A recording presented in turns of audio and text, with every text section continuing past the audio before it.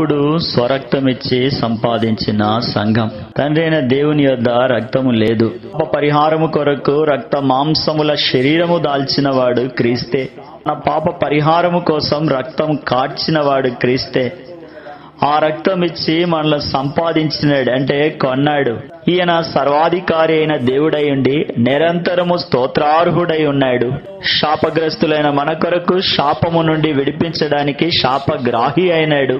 పరిశుద్ధుడైన దేవుని ఎదుట నిలవబెట్టుటకు పరిశుద్ధపరచబడిన పరిశుద్ధమైనటువంటి జీవితంలోనికి మనల్ని ఆహ్వానించినాడు. ఆయన ఒక్కటే అర్పణ ద్వారా మన సమస్త పాపములకు ప్రాయశ్చిత్తం పరిహారము చేసి పరలోక రాజ్యము చేర్చినాడు. వాని యేసునందు విశ్వాసం ఉంచడమే సర్వలోకానికి సౌఖ్యము.